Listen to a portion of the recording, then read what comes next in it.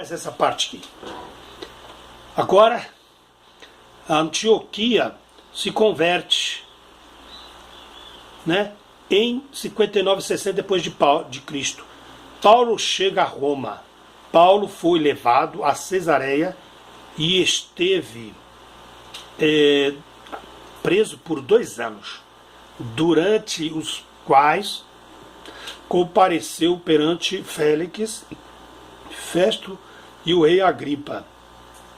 Mas, havendo apelado para César, o imperador, e foi enviado para Roma, onde, estando subjugado a um soldado, escoltado, né, pregou a família de César e a outros que se aproximaram dele. Se cumpre aquele versículo que Yaucha falou: levarei vocês perante a governadores e a imperadores, etc. Se cumpriu essa palavra aqui.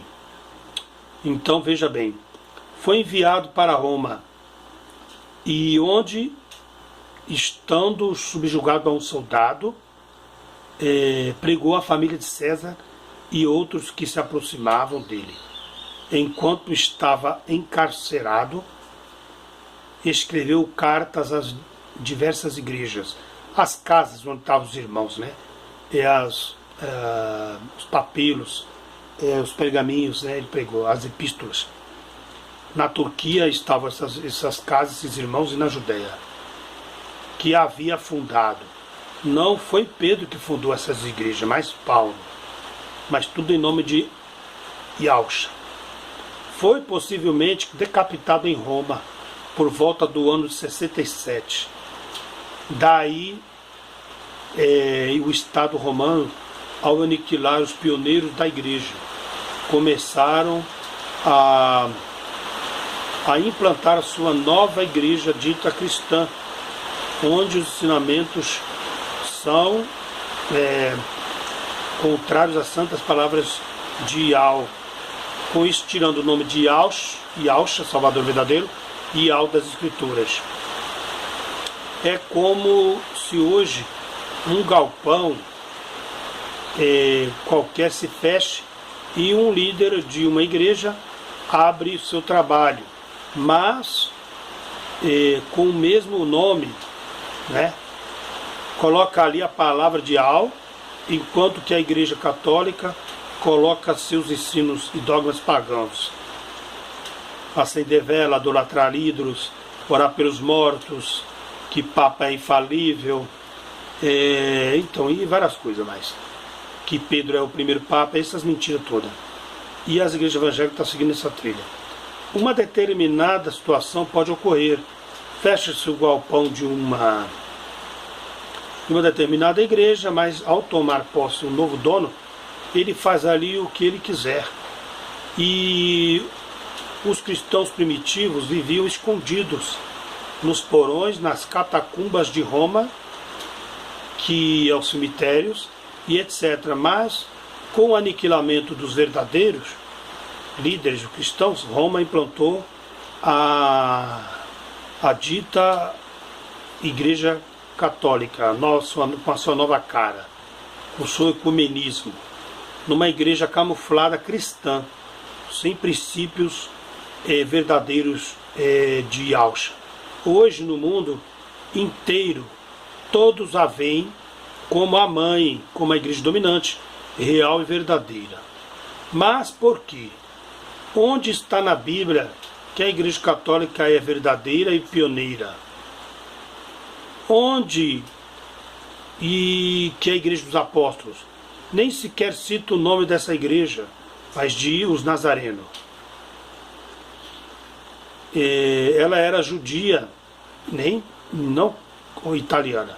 Acorde pessoal, acordemos a Arca da Aliança que tinha no Templo de Salomão, e Iau mandou fazer, mas o mesmo Iau diz para os homens: não façais imagens. E ele fez, pergunto: Iau pode fazer, e você pode? Não. Quer se comparar a Iau? Ele pode matar, e você pode? Não. E ele pode curar, você pode? Com a permissão dele, sim. Ele pode criar algo vivo, você pode? Não. Ele pode ressuscitar um morto, você pode? Se ele permitir, sim. Mas sem Yahshua nada podeis fazer. Agora veja.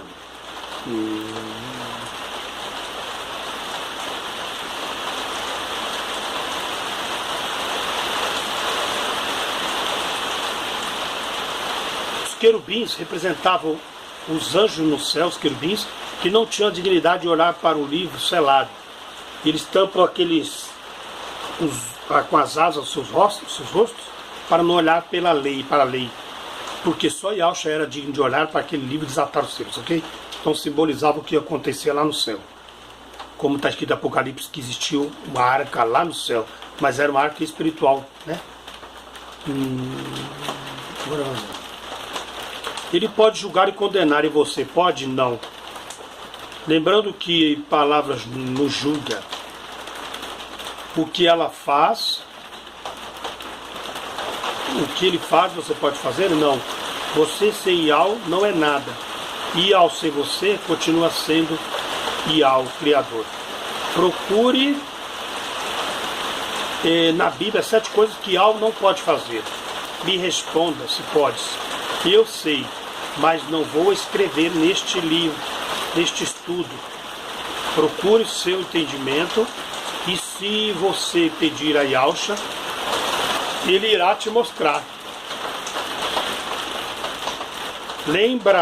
Lembremos da igreja.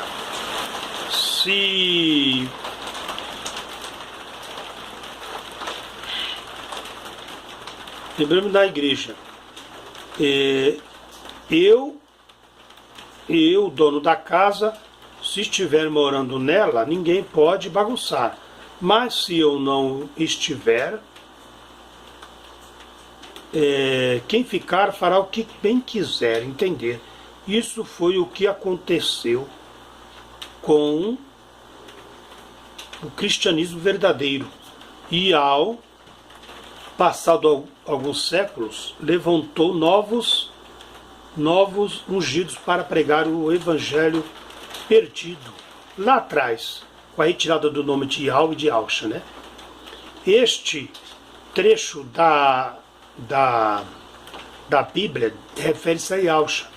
Veja, sim, durante a minha busca, que ainda não terminou, entre 1000 homens descobri apenas um que julgo digno, mas entre mulheres não achei uma sequer. Eclesiastes 7:28. Você veja que está referindo-se a Maria, a adoração a Maria, né? Veja que Salomão, na sua sabedoria, entendeu que só havia alguém justo. Esse alguém seria Yahshua Mashiach, que descenderia da tribo de Davi. Então vamos lá, veja. Salmo 18:22. A pedra que os construtores, os maçons copiaram, o povo judeu e os romanos rejeitaram, tornou-se a pedra angular, que é Yahshua Mashiach, ressuscitado, e o príncipe, salvador do mundo, e que perdoa pecados. Sobre esta pedra, Yahshua, se fosse Pedro, seria dito essa pedra, e não esta pedra. O verbo de ligação, e esta é de algo perto, próximo, chama-se para si. E o verbo essa leva para longe. Pedro era casado, e Timóteo 1:3-1 diz para ser casado quem almeja o dom de episcopado.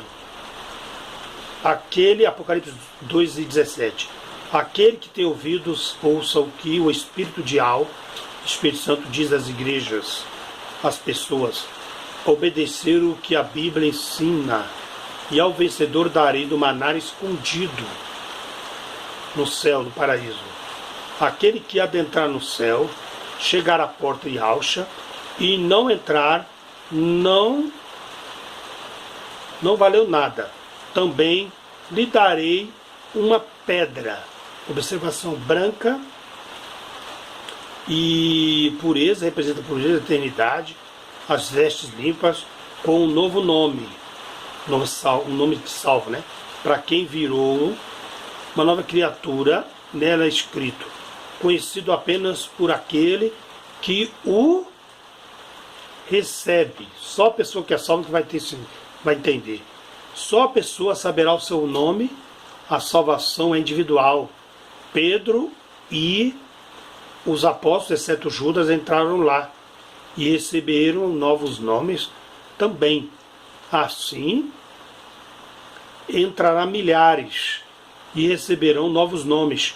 Serão também pedras, ou seja, viverá na glória eternamente. A grande maioria chega a ser chamado de como grão de areia, de tão pequena que é, por causa das obras, né? As obras determinam o tamanho dessa pedra. Por exemplo, Yalcha é chamado de rocha e não de pedrinha. Veja que a rocha foi esmiuçada, dando a origem muitas milhares de salvos, que representam as pedras salvas. Entre eles os apóstolos, uma pedra grande quebrada dá origem às muitas pedras. E foi isso que ocorreu com Yalcha e a igreja, que é as pessoas salvas, gerando muitos salvos. Pedro teve seu nome mudado de condenado para salvo. Jacó também era chamado de enganador e passou a ser chamado de Israel. Significa escolhido. Abraão era chamado de Abrão, que significa pai de nação. E Abraão, pai de nações, inúmeras nações, e o pai da fé. E Paulo era chamado de Saulo, perseguidor, para o evangelista. Atos 9:4. E Pedro era chamado de pescador, e agora pescador, discípulo de Cristo, de Yalcha, pescador de almas, recebeu o nome de Cefas, agora Pedro. Marcos 12:10. A pedra que os construtores rejeitaram, Yalcha, tornou-se a pedra angular principal. Isso vem de algo, e é algo maravilhoso por nós. Quem é maravilhoso, senão Yalcha? Marcos 8:32. Então Pedro, chamado à parte, começou a repreendê-lo. Yalcha, porém, voltou e orou para os seus discípulos e repreendeu Pedro, e dizendo: para trás de mim, Satanás, se alguém quiser acompanhar-me, negue-se a si mesmo, tome a sua cruz e siga-me. Veja que Pedro foi usado pelo Satanás, e também Pedro foi dado a ordem de sacrificar-se. Caso contrário, não poderia ser servo de Yalcha, e muito menos receber a pedrinha prometida, que é a salvação.